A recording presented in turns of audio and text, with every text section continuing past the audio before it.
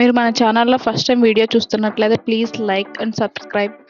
మన ఇండియాలో జరిగిన most interesting and biggest robbery part 1. The first robbery Chelembra bank robbery in Kerala.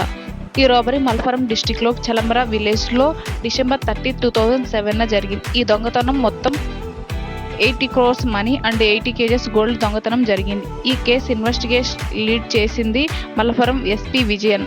అతను ఇన్వెస్టిగేట్ చేసి చెప్పారు, ఇందులో మొత్తం 4 ఇన్వాల్వ్ అయ్యారు అని చెప్పారు. ఈ దొంగలు మల్పురంలో రెక్కి చేసిన తర్వాత మలబార్ గ్రామీణ బ్యాంకును టార్గెట్ చేశారు. తర్వాత స్ట్రాంగ్ రూమ్ ఎక్కడ ఉందని తెలుసుకోవడానికి తరచూ బ్యాంకుని విజిట్ చేశారు. బ్యాంకుని ఫస్ట్ ఫ్లోర్లో ఉందని, ఈజీగా దొంగతనం చేయవచ్చని ఆ బ్యాంకుని టార్గెట్ చేశారు.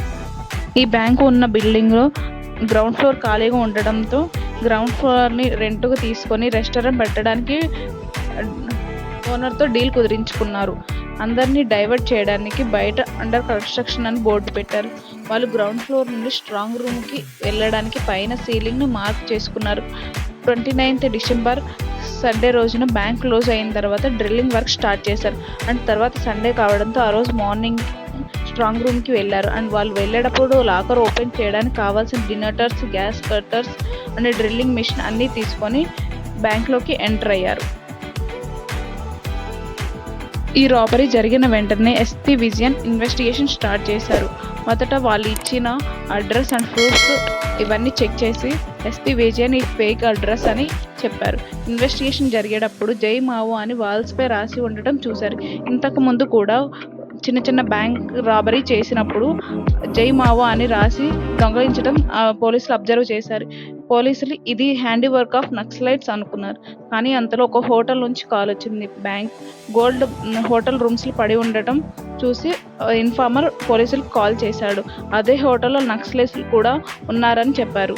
ఇది పోలీసులను మిస్లీడ్ చేయడానికి వాళ్ళు చేసిన prank call.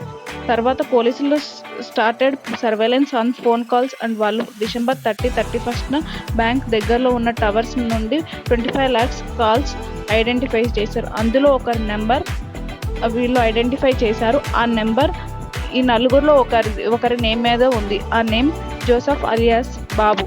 And police found him Kozhikode on 27 February 2008. Joseph అనే వ్యక్తి ఈ బ్యాంక్ రాబరీ మాస్టర్ మైండ్. తర్వాత జోసెఫ్ని ఇన్వెస్టిగేషన్ చేసిన తర్వాత రిమైనింగ్ 3 మెంబర్స్ని కూడా పోలీసులు అరెస్ట్ చేశారు.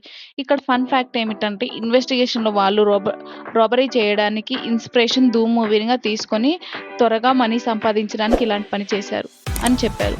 Thanks for watching. Please like, subscribe for more videos. మీకు మా కంటెంట్ నచ్చినట్లయితే మీకు కావాల్సిన స్టోరీని కామెంట్ చేయండి ప్లీజ్. Thank you.